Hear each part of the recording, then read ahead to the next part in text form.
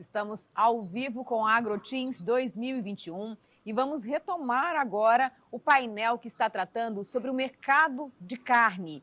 Volto a palavra, então, a Marcelo Dominici, médico veterinário e consultor em pecuária de corte da CRMV Tocantins. Bom, Alexandre, a gente estava falando e falamos muito, né, sobre essa integração de mercado, principalmente com o mercado internacional, e começamos a mostrar um pouco do nosso mercado interno. Uma coisa que preocupa muito, né, é que nós temos hoje uma segurança muito forte com o mercado chinês, mas tem uma questão que paira, né, em todos os pecuaristas: quem substituirá parte desse mercado chinês, e se esse mercado chinês tiver uma leve queda, como teve agora. Nós tivemos um embarque menor no mês de maio, né, para o mercado chinês, isso já aconteceu. Você disse aí muito bem que a China está recompondo o seu rebanho de suínos, eles falaram já em 25 milhões de cabeças em recuperação já, né, a reintegrar esse número do rebanho suíno chinês. E também nós precisamos rever como ficará esse nosso mercado interno, sabendo que nós temos grãos num preço aumentado, né? Nós temos uma demanda mundial por grãos, e grãos é comida de suínos e aves que, teoricamente, substituiria a nossa carne bovina brasileira aqui na mesa do nosso povo, né? Então, nós estamos aqui com o nosso representante aqui do governo federal, né? Já foi deputado, já foi secretário da Agricultura aqui do estado, do César Halum, né? Hoje ele é secretário de Políticas Agrícolas. Se isso vai haver, ou pode haver, a gente sabe que nós estamos num governo liberal, mas se vai haver uma intervenção ou não, se o governo vai importar alguma coisa, como colocou para importar milho, mas importar milho de quem? Se o milho lá fora é mais caro para produzir o porco aqui dentro, né? Então eu gostaria que você falasse um pouco disso, Alexandre, e também o César Halum comentasse alguma coisa sobre alguma política, sobre algum pensamento do governo federal com relação a essa retomada de consumo de carne bovina brasileira e também das outras carnes, e exportação ou importação de grãos. O Marcelo, só pontuar, sua pergunta é excelente, né? Eu acho interessantíssimo. De fato, a gente está tendo um probleminha, viu, Marcelo, nos embarques. Curiosamente, nós estamos vivendo um momento de falta de containers, né? Essa explosão no crescimento mundial está fazendo com que o comércio e a demanda de fretes no mundo inteiro tenha explodido, né? Nós estamos vendo esse fenômeno acontecer em todos os negócios, né?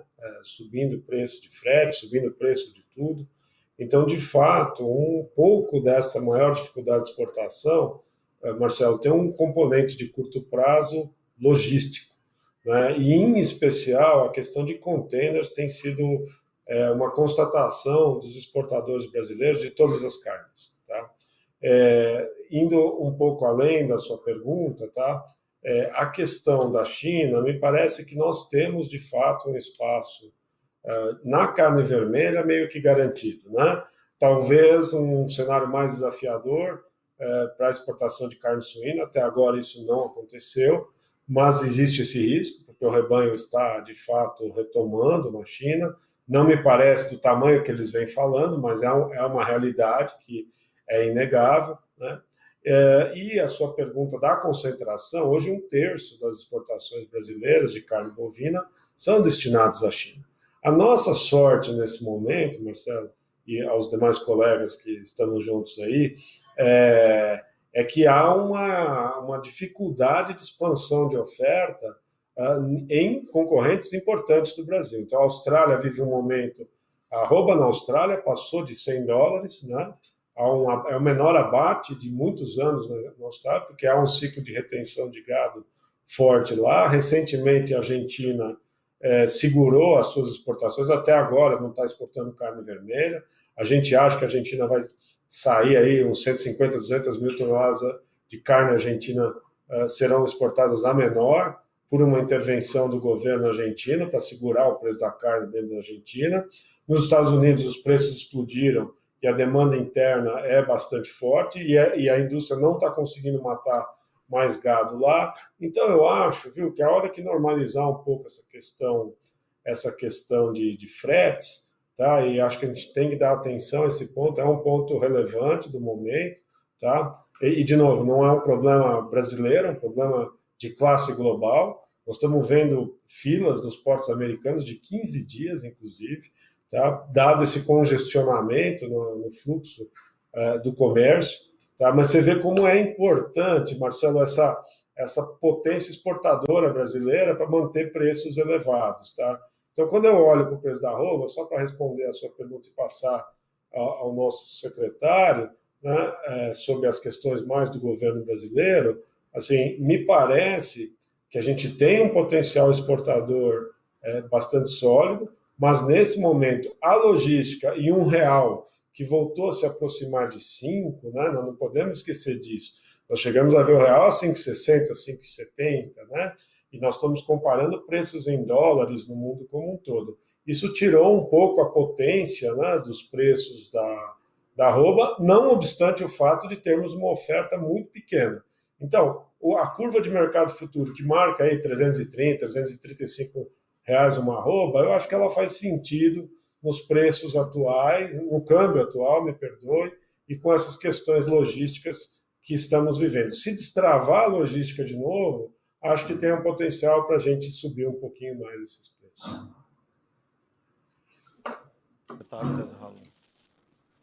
Não, Marcelo.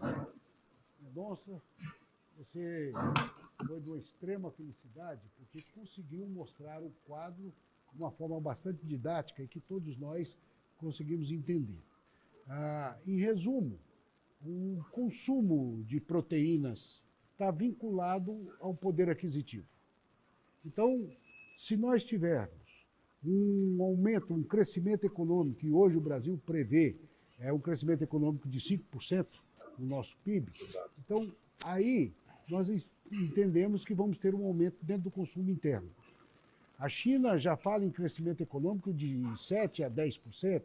O mundo inteiro está falando em crescimento econômico de 7%, nessa saída da pandemia, nesse crescimento econômico. Então, isso estimula o consumo.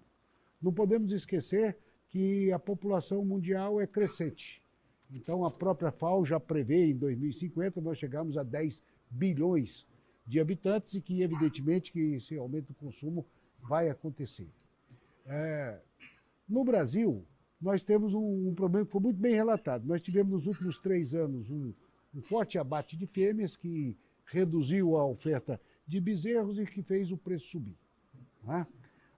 Nesse último ano, agora de 2020, a gente já percebe que houve uma grande redução de abate de fêmeas e daqui 1 a 2 anos nós vamos ter uma reposição melhorada. Eu creio que isso melhora principalmente para o confinador. Porque uma das coisas que depois eu queria perguntar ao Alexandre é que a previsão de preço está boa e tudo, mas e a rentabilidade? Porque para a população lá fora, fala, a carne está muito cara, o produtor está ganhando muito dinheiro. E às vezes os custos de produção elevaram tanto que a rentabilidade, mesmo com preço alto, é menor do que a rentabilidade quando o preço era mais baixo. Né? E o outro lado de mercado, o Brasil está entrando nessa fase de livre de aftosa sem vacinação. Isso abre uma série de mercados novos para o Brasil. Inclusive, existem alguns processos dentro do Ministério da Agricultura que estão lá sentados, só esperando liberar a vacinação, para que a gente tenha um controle de aftosa sem vacinação. Então, vai abrir outros mercados mais importantes. Eu não creio que a gente possa ter medo disso. Nós vamos precisar melhorar um dos gargalos que nós temos, é que pelo rebanho que nós temos e o percentual de abate que estamos tendo, nós estamos tendo um rendimento menor do que o esperado. O Tocantins, principalmente isso. Né?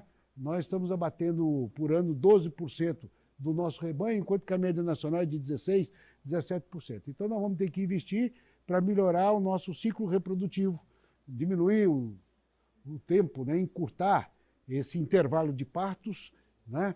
E melhorar a nossa parte genética de reprodução. Nós temos que aumentar a produção. Eu não tenho nenhuma preocupação e a previsão que nós temos dentro do Ministério da Agricultura, do nosso crescimento até 2030, nós entendemos que nós precisamos aumentar a produção que o mercado nós vamos ter. Agora, eu gostaria que o brasileiro tivesse consumido mais. É muito ruim para nós aqui sabermos que somos o maior exportador do mundo e verificar que dentro do nosso país, o nosso povo, o nosso brasileiro, por questões de renda mesmo, está sofrendo e está tendo que diminuir o seu consumo de proteína. Lógico que a proteína que vem do frango, que vem do suíno, de uma certa forma vai substituindo, ela é mais barata. Mas o aumento do preço do milho e da soja que faz, porque o frango nada mais é que um saco de milho com 2 patas, né? Andando. Então, o que acontece? Essa carne do frango e do suíno também pressiona a carne bovina para cima, não é? Então, eu creio que nós temos que preocupar agora com a rentabilidade do produtor. Se a rentabilidade estiver boa, nós vamos tocando bem isso aí. Mas acho que o Mendonça foi muito feliz, porque o quadro que ele mostrou, ele visualiza isso. Exato. Secretário, se me permitir... Jaime Café, aproveitando o que o César Halum disse, né? Nós também estamos aqui no Tocantins em vias de sermos livres de aftosa, que nós já somos há muito tempo, porém sem vacinação, né? Como é que está esse andamento lá junto ao Ministério, junto à OIE, né? Isso é muito importante justamente para atender novos mercados em detrimento de um mercado chinês ou alguma coisa assim, né? Então, a gente gostaria de aproveitar o momento, é muito importante quando se fala em mercado bovino, mercado de carne, falar um pouco desse cenário da febre aftosa aqui dentro do estado. Bom, Marcelo, o governo aguardava para esse ano, né, já estava tudo acordado no Ministério, que seria essa campanha agora do mês de maio, a última campanha de vacinação no Tocantins. Porém, com o advento dessa pandemia, foi adiado para o ano que vem, né? Estamos nos preparando ainda, claro, o Tocantins já tem esse sinal verde aí do Ministério da Agricultura, e eu quero acreditar que não havendo nenhuma outro contratempo, como foi o desse ano, no ano que vem a gente deva estar no mês de maio fazendo a última campanha de vacinação, e aí com todo o cuidado necessário com a estrutura da nossa agência de defesa, da PEC, a gente vai poder garantir essa manutenção desse momento da pecuária, né? Desde que há mais de 20 anos atrás a gente recebeu a notícia, recebeu esse status de país livre de aftosa com vacinação, né? Que foi um ganho muito grande. Nós vamos ter esse outro ganho agora, né? Podendo acessar um mercado que paga um preço melhor. Com certeza o produtor vai ter garantido aí os investimentos que ele faz em sua produção. A gente teve a oportunidade de conhecer uma das propriedades do Zé Eduardo, onde a gente viu o trabalho feito no acabamento do boi, enfim, todo o cuidado que tem. Tenho certeza que o pecuarista tocantinense, especialmente o produtor que termina o boi, ele vai poder ter um ganho maior, né? E aí, acompanhando o secretário César, esse seu raciocínio aí de que a gente precisa ter uma rentabilidade melhor para o produtor, vamos ter um tempo bom. Muito bom, né? A gente saber que isso está em pauta e com certeza em breve nós teremos um estado livre de febre aftosa, né? Também sem vacinação, ganhando um novo status, né? Que possivelmente participaremos de novos mercados. Zé Eduardo, nós sabemos que a Agrogen hoje é a maior confinadora aqui do estado do Tocantins, né? E quem confina mais, compra mais bezerros, não é assim? Nós precisamos ter essa matéria-prima, que é o boi magro do confinamento. A principal matéria-prima do confinamento é o boi magro, a principal, quando a gente fala sem ele, a gente não faz o boi gordo. E também o maior investimento do confinamento é o boi magro. Você já está sentindo que essa oferta da reposição está aumentando, está relaxando um pouco, ou ainda está tendo dificuldade? A gente sabe que o ágio hoje da reposição continua alto, mas isso já caiu um pouco, já tem esse reflexo da retenção de fêmeas desde 2019, que continua até hoje, 2020, ou ainda o mercado está muito pressionado? Bem, Marcelo, não é uma resposta fácil, porque se a gente for analisar nas últimas semanas, você não teve aí uma mudança significativa do ágio do bezerro em relação ao boi gordo. Mas eu quero dar um passo para trás. Eu acho que qualquer projeto de pecuária, e o nosso projeto não é diferente, ele tem uma série de fatores que influenciam o sucesso ou insucesso. Quando o Café, no começo da abertura do programa, falou sobre alquimia, que eu era um alquimista, não, é que eu gosto de desafios. Eu acho que quem atua na cadeia da pecuária é uma pessoa audaciosa, porque é uma cadeia de margens baixas, de alta demanda de capital, e que você tem muita dependência de fatores que você não controla. A gente está aqui com o representante do governo do estado, com o representante do governo federal, e a gente depende muito de suportes e de políticas públicas. Você desenvolveu o estado de Tocantins, César Ralum, secretário, é aqui do estado. Ele sabe que nosso rebanho está em 8 milhões e meio de cabeça há décadas. Quer dizer, você precisa de incentivos estaduais que você faz com que o bezerro que você perguntou, Marcelo, hoje nós somos um grande exportador de bezerro. Nós exportamos bezerro para Goiás, para Bahia, para São Paulo, para o Mato Grosso.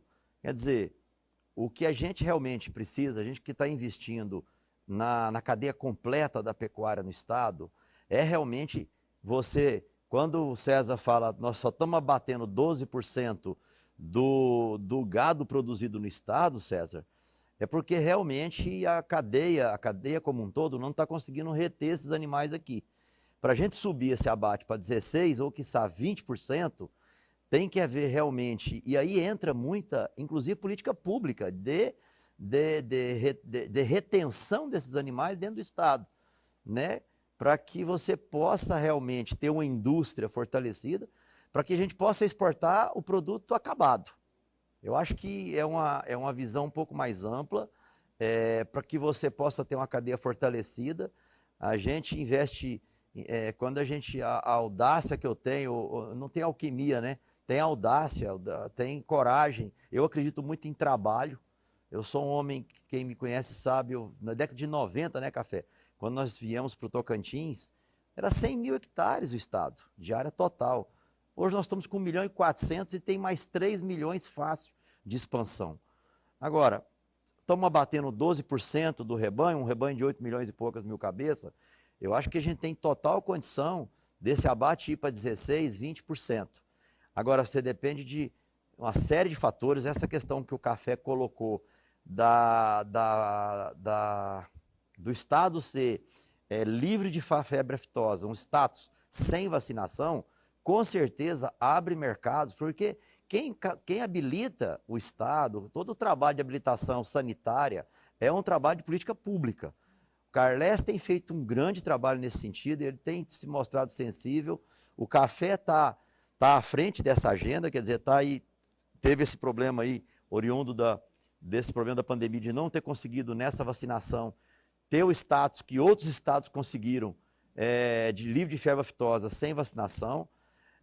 O ágio do bezerro, como a sua pergunta original, ele é uma consequência. Ele é uma consequência, sabe? É o mercado. Eu sou um empresário que sou pro mercado. Se faltar bezerro, a arroba do boi sobe. Se sobrar bezerro, a arroba do boi baixa. Então, a questão do confinamento hoje é uma conta difícil, porque além do bezerro, nós estamos falando em milho, em preços históricos. Nós temos que lembrar que o boi não é tão intenso quanto o frango, ô César, a partir do momento que ele está no pasto. A partir do momento que ele está no coxo, ele é igual ao frango. Ele é um saco de milho de 4 patas, em vez de ser um saco de milho de 2 patas. A única diferença é que o boi fica mais tempo e você pode deixar mais tempo no pasto. Mas depois que você levou o boi, que é esse boi que vai para a China, esse boi que vai para a China, ele tem que estar no coxo. Então o boi que está no coxo, ele é um saco de milho de 4 patas.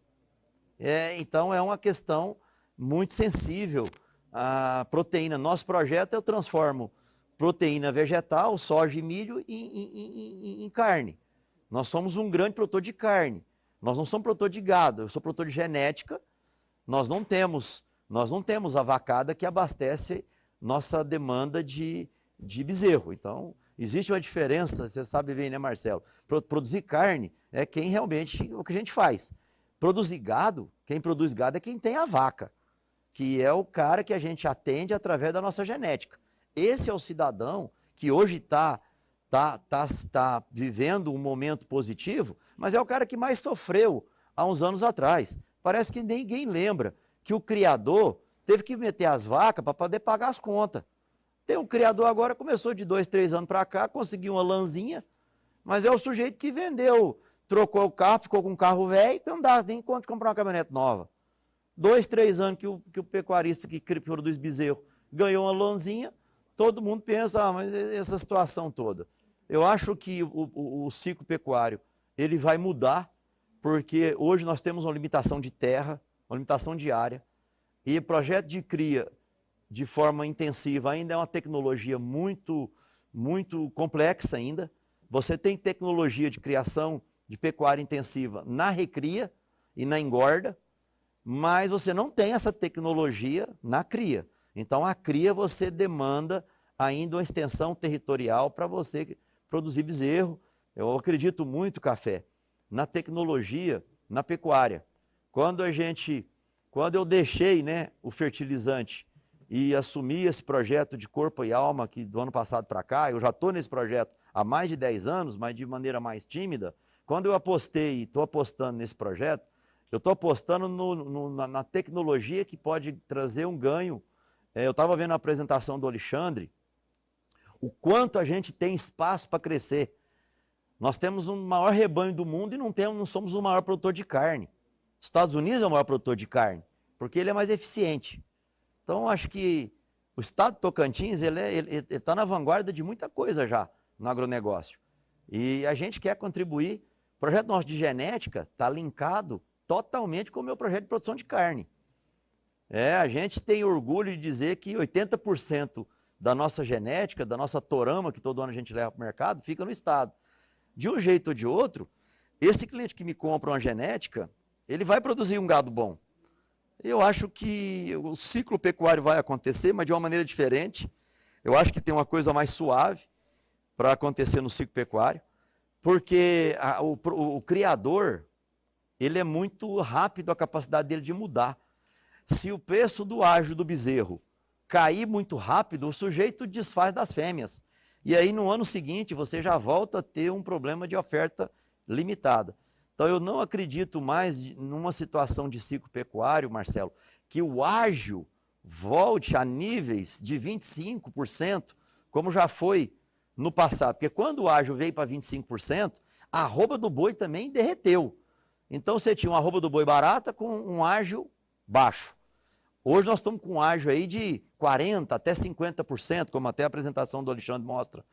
Eu não acredito que esse ágio volta, não acredito que ele volte, porque se um ágio voltar de forma muito forte, você passa a ter novamente um descarte de fêmeas, e aí você tem E o que o César Halum colocou, né? Tem a visão aí do Ministério. O consumo global de carne vermelha, e o Alexandre colocou isso, não tem volta. O chinês aprendeu a comer carne. Eu sou muito otimista do ponto de vista da demanda, né? Eu acho que a gente vai ter uma demanda estabelecida ou reestabelecida. O food service, que no Brasil parou tudo, vai voltar na medida que a vacinação avança. Então você vai ter uma retomada de consumo, né? E a retomada de consumo não é talvez a questão ligada a só o poder aquisitivo. Porque é uma questão de carne é uma commodity. Não pode esquecer que carne é igual soja, é igual milho. Se o consumo aumenta e a oferta não aumenta, o preço sobe. O preço sobe. Mesmo que a renda ainda não suba na mesma proporção. Então, eu sou otimista em relação ao consumo nacional, acho que o consumo melhora, mas não sou otimista em relação ao ágio do bezerro em relação ao boi gordo. Muito bom. O Jaime, você quer complementar? Eu comentava aqui com o Zé Eduardo de uma visita que fizemos à propriedade dele ali em Marianópolis, e na ocasião tivemos ali junto com o governador a oportunidade de conhecer o projeto e ver a grandeza e o entusiasmo do produtor, claro, né, que a gente tem de muitos produtores no estado. Eu queria aqui dizer do meu comentário do alquimista, que, claro, de um empresário competente, né, que sabe e tem o domínio daquilo que está fazendo e estuda para cada vez melhorar mais. Mas acompanhando aquele entusiasmo seu ali e uma determinação do governador para a gente melhorar a qualidade do nosso rebanho, levar a tecnologia que está sendo utilizada hoje por grandes produtores do estado, por produtores que estão tecnificados. O estado de Tocantins, agora recentemente, nós, através de um programa do Banco Mundial, a gente conseguiu fazer a aquisição de 100 mil procedimentos de IATF para melhorar a qualidade do rebanho do pequeno e do médio produtor que não acessou ainda, Alexandre, o processo, o sistema de IATF. E a gente conseguiu, dentro dessa licitação, buscar aí o sêmen de touros entre os 20 melhores ranqueados pela ABCZ, para que a gente leve a esse pequeno produtor a oportunidade dele ter lá uma bezerra que ele vai querer segurar essa fêmea Nelore no plantel dele, para ser uma mãe mais habilidosa, que possa produzir aí um bezerro de um padrão melhor, e levar até esse produtor a consciência de que ele precisa cada vez melhorar cada vez mais a genética dele. Inclusive, a gente tem interesse de entrar dentro da Ilha do Bananal, aonde nós temos diversos produtores lá, Zé Eduardo, que fazem o bezerro para vender para os confinamentos aqui fora, mostrando para eles que eles também lá precisam melhorar, pois a gente sabe que tem um rebanho hoje superior a 100 mil cabeças de gado lá, e tudo vaca parideiras, né? E a gente precisa dar essa condição, o governo do estado tem que fomentar isso. Essa nossa pressa em entrar nesse status de estado livre de vacinação está acompanhado, claro, dos estados limítrofes aqui, César, que é necessário que entre em bloco. Não pode entrar só o Tocantins ou só o Pará. É uma determinação do Ministério da Agricultura, e a gente teve uma reunião recentemente com o Ministério da Agricultura, com o nosso superintendente aqui, o doutor Rodrigo, e a gente já está preparado. A agência nossa já está preparada, está sendo feito alguns ajustes aí nas fronteiras, mas nada que esteja impedindo o nosso ingresso, né? Mas é para melhorar a infraestrutura, e eu tenho certeza que a gente vai conseguir acessar isso. E assim um interesse muito grande. O nosso governador também é pecuarista, sabe da necessidade disso. A gente tem a felicidade de poder contar com alguém que, quando se leva uma demanda, Zé Eduardo, conhece, sabe do setor e com certeza vai poder nos ajudar em todos os sentidos.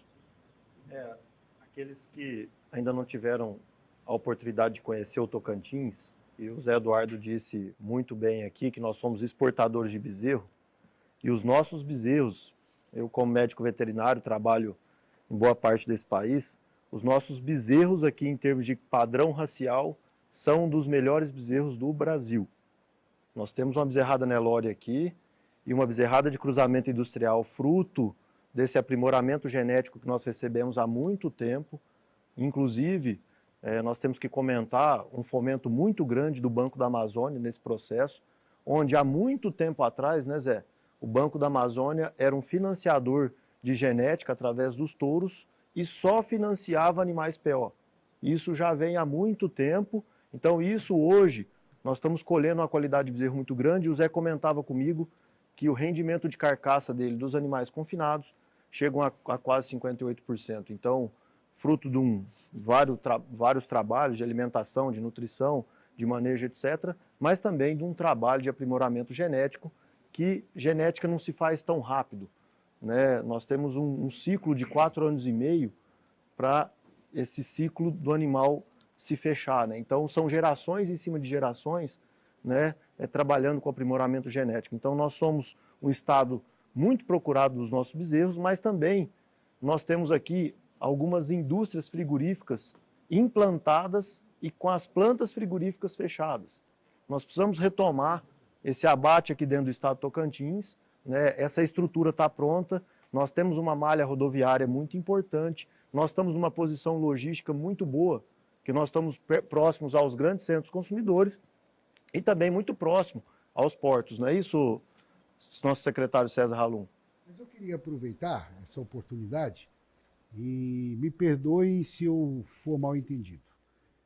O Zé Eduardo falou que as políticas públicas são responsáveis por parte disso.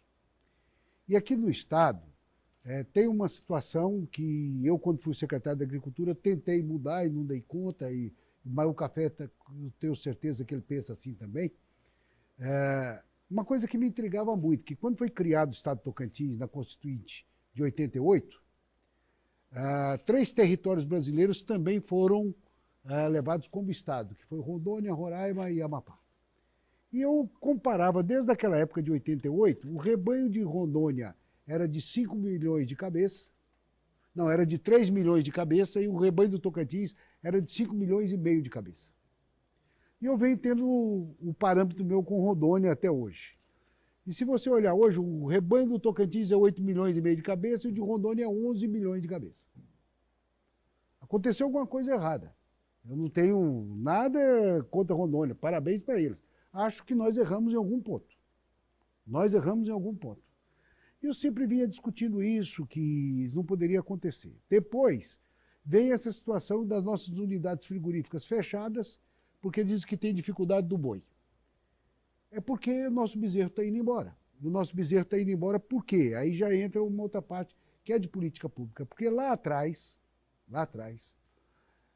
os produtores, pela sua representação, começaram a brigar quando o governo do estado deu um incentivo fiscal aos frigoríficos, para que a gente abatesse o boi aqui, aproveitasse os subprodutos e tal, que veio o tal do famoso TARI, que paga 1,8% de ICMS para os frigoríficos aqui e tal e tal. E aí começaram a falar, agora os frigoríficos vão pressionar o produtor com o preço da arroba. Então nós temos que dar o mesmo incentivo para o boi em pé. E nessa brincadeira de mesmo incentivo para o boi em pé, aí o cara sai lá de Goiás para vir buscar o bezerro aqui, porque lá o preço da arroba é melhor, bezerro é mais barato, ICMS é 0, 1%, e ele leva o bezerro nosso e nós estamos ficando prejudicados, os invernistas nós estamos sofrendo. Nós precisamos derrubar isso. Mas eu sempre tentei mexer, mas tem um outro lado que não. É a maneira que você tem de prestigiar o criador, porque senão o bezerro perde preço, isso e aquilo. Nós precisamos, é política pública. Mas nós temos que proteger aquilo que é nosso dentro do Estado. Todo o Estado faz isso, protege o seu, nós temos que proteger o nosso. Então, eu penso assim, viu, Café? É uma questão de... dentro do governo tem uma discussão grande dessa, lá dentro da Secretaria da Fazenda, tem uns que são a favor, outros que são contra, mas nós precisamos vencer essa barreira para segurar o nosso invernista aqui e proteger vocês de ter uma reposição mais adequada. Não é? Mas essa é só uma opinião minha, eu sempre defendi isso. Mas acho que é uma coisa que é política pública que a gente poderia ajustar sem prejuízos para a arrecadação do Estado. Ou às vezes até melhora a arrecadação do Estado. Veja a importância de debates como esse aqui, Zé Eduardo, porque eu enfrentei brigas homéricas lá no início da década passada, também quando estive na secretaria, onde existia essa... A gente entendia que às vezes era uma tendência de ajudar alguns frigoríficos da região ali do Maranhão. E sempre havia esse embate aí por parte de alguns políticos do Estado querendo essa liberação, mas nós temos esse mesmo entendimento, né? Eu acho que o produtor... O momento agora é outro, né? E o produtor precisa também entender a importância da cadeia como um todo, aqui no Tocantins. Imagina amanhã a gente está com todas essas empresas fechadas e você ficar dependendo de um frigorífico lá do Maranhão, de Goiás, que você nem sabe o que está acontecendo lá. As empresas que estão aqui, elas estão seguras, elas estão... a gente percebe aí a grandeza aí e a importância que tem uma Plena, né, uma Cooperfrigo, que são empresas nossas aqui e que precisam ser valorizadas, né?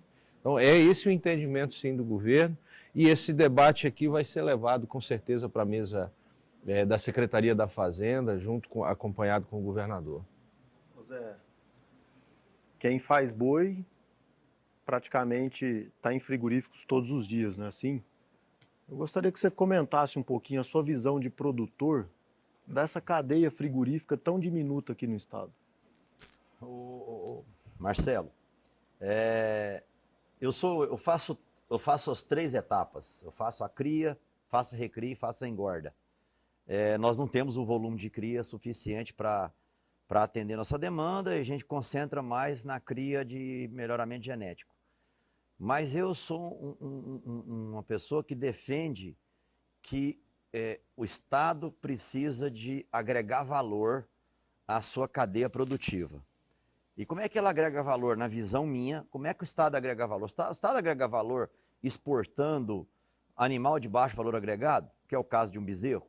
Não agrega. O Estado agrega valor cobrando e o Estado precisa de arrecadação, o Estado tem que pagar a máquina, o Estado precisa de arrecadar. Mas como é que ele vai arrecadar, então, se ele incentiva a cadeia? Ele vai arrecadar porque, primeiro, que essa cadeia é uma das que mais emprega, então tem o ganho indireto. Segundo, que a maior carga tributária está na picanha que está no supermercado. Essa que é a cadeia do ICMS da rede que vai direto no consumidor, que no final nós pagamos o imposto do mesmo jeito. Dona de casa, a gente vai lá no supermercado comprar uma picanha, a gente vai pagar o ICMS dessa picanha.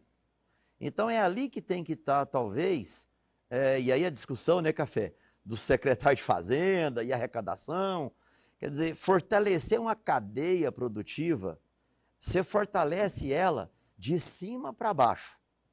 Eu sou empresário que eu realmente preciso da cadeia do frigorífico.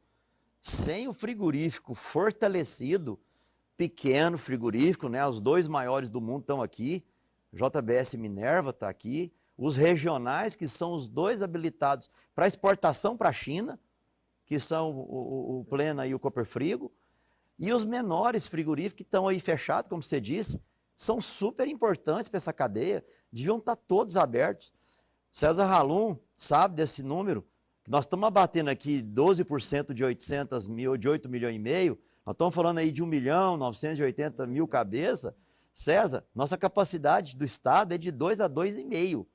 Então nós temos aí uma capacidade instalada, o governo do Estado, porque é o seguinte, a briga do ICMS é o seguinte, o que é 10 de nada e o que é 1 de alguma coisa? É melhor se arrecadar 1% de alguma coisa, ou 1,8%, ou se arrecadar 4% de nada? Essa é a questão. Então nós temos uma capacidade de aumentar o abate, consequentemente a arrecadação aumenta em função do volume, a economia gira, porque se você tem, eu não tenho esse número exato, mas se você tem um número de emprego para abater 900 e poucas mil cabeças, você dobra exponencialmente o número de trabalhadores nessa cadeia na hora que ela estiver abatendo 2 milhões de cabeças. A gente tiver aí 5 mil pessoas trabalhando nessa cadeia, que dizem que é 30 mil pessoas envolvidas na cadeia da carne diretamente na indústria frigorífica. A gente está falando aí de dobrar isso para 60 mil pessoas. Quer dizer, 30 mil pessoas no estado de Tocantins, tem muita cidade que não tem essa população. É a população de várias cidades que vai ter emprego, renda, vai gastar.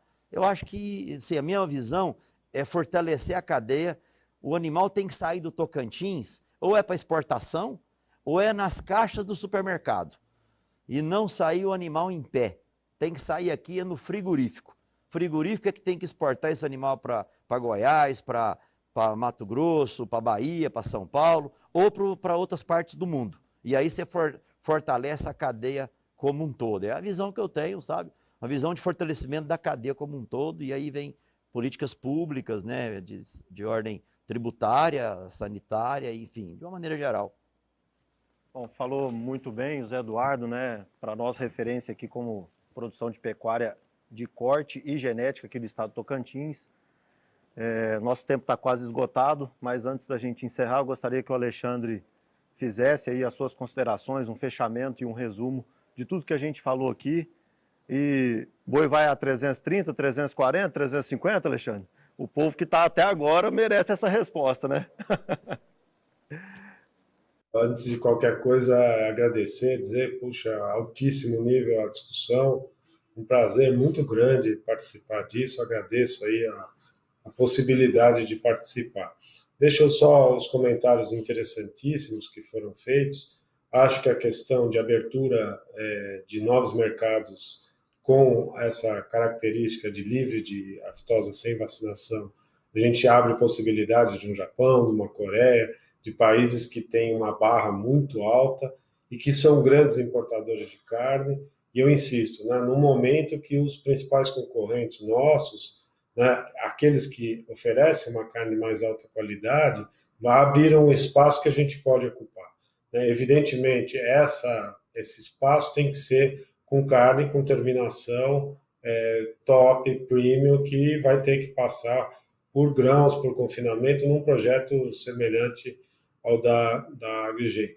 Eu só queria pontuar uma outra coisa que eu acho muito interessante para alguém de fora que olha para o Tocantins, é que a gente está vivendo um boom, né, uma demanda muito importante no mercado de grãos, e eu acho que nós vamos ter um ciclo de expansão de área muito relevante, e inclusive com maior oferta de grãos no estado. Né? E aí casa perfeitamente com essa leitura que vocês estão fazendo, né? Eu acho muito interessante, que é possível também entregar o animal. Já tem a genética de qualidade, isso facilita o acabamento e levar esse animal até o final, uma agregação de valor ao Estado. Acho muito, muito pertinente esse comentário.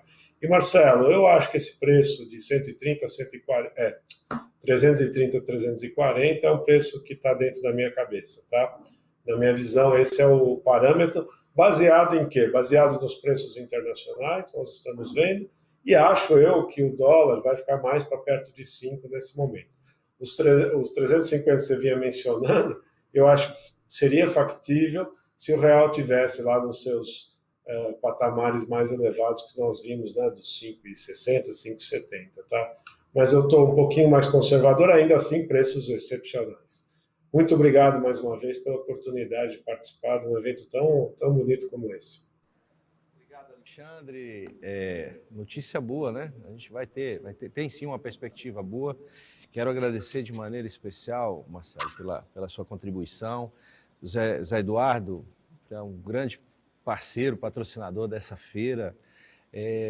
Meu professor César Halum, ele que fez a primeira edição, teve a coragem, teve a audácia, fez um grande evento. A gente está tentando fazer igual a do ano passado. Tá melhor.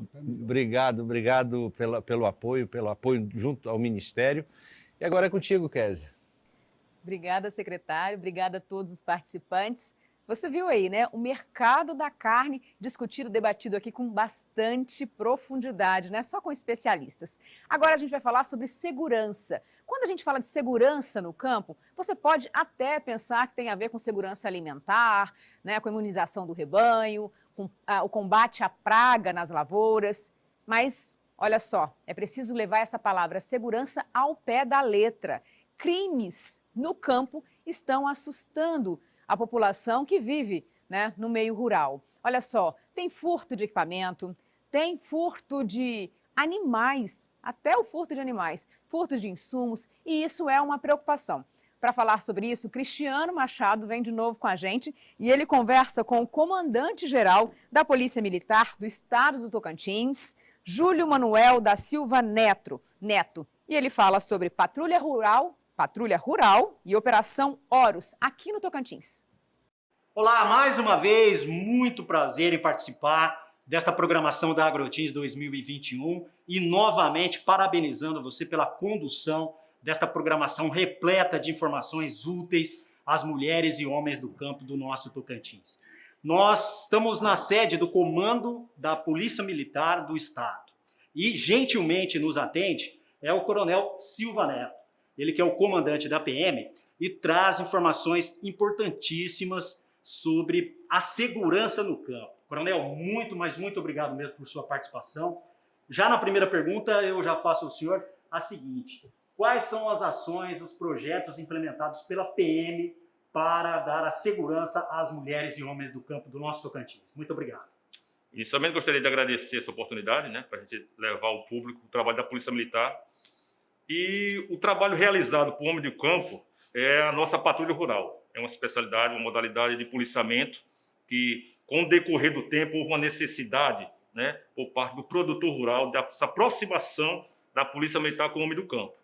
E assim foi feito. Lançamos em Gurupi o ano passado e vem produzindo cada dia mais êxito, né? Então, essa nossa patrulha, nós nos reunimos com produtores rurais, eles nos passam uma demanda, nós fazemos um planejamento, nós possuímos um celular onde é feito esse link direto com os produtores do campo. As fazendas cadastradas, elas têm uma placa informando que faz parte desse programa e fazemos um georreferenciamento também da mesma, né? Então, com isso, houve uma redução da criminalidade, trouxe uma segurança para o homem do campo. E essa parceria do homem do campo com a Polícia Militar vem trazendo cada dia mais êxito nessas operações, tanto que nós ampliamos não só em Gurupi, mas para grande parte do nosso estado. Que excelente essa iniciativa. Outra iniciativa muito, mas muito importante também é a Operação Horus. Ela é desenvolvida pela PM em parceria com a ADAPEC, que é a Agência de Defesa Agropecuária, nas divisas do nosso estado. Como é este trabalho, comandante? Bem, esse já é um programa junto do governo federal com o nosso estado e também a nossa parceria com a ADAPEC, né? Então, nós fechamos praticamente todo o nosso estado com essa operação. Essa Operação Horus, ela fecha as fronteiras do nosso país, mas o Tocantins, por estar num ponto estratégico, juntamente com Goiás, foram beneficiados com essa operação. Então, nós trabalhamos buscando o controle sanitário nas nossas entradas, o combate à criminalidade. Nós já demos prejuízo ao crime aproximadamente de 3 bilhões, né, nesse momento que nós entramos agora. Então, essa parceria ADAPEC vem surtindo efeito com o homem do campo. Coronel, muito, mas muito obrigado mesmo por sua participação. Em nome do senhor, nós gostaríamos de parabenizar as mulheres e homens que formam a gloriosa Polícia Militar do Tocantins. Parabéns pelo trabalho e deixe o seu recado, sua mensagem final aqui aos produtores que podem, com certeza, como já estão, contando com o apoio da Polícia Militar do nosso estado. Eu gostaria de agradecer essa credibilidade que o homem do campo tem com a nossa instituição, Polícia Militar, e dizer que a Polícia Militar é um patrimônio do povo. Muito obrigado. Nós retornaremos aos estúdios com a vasta programação da Agrotins 2021 e voltamos também aqui com mais informações, mais entrevistas especiais para vocês. Fiquem ligados.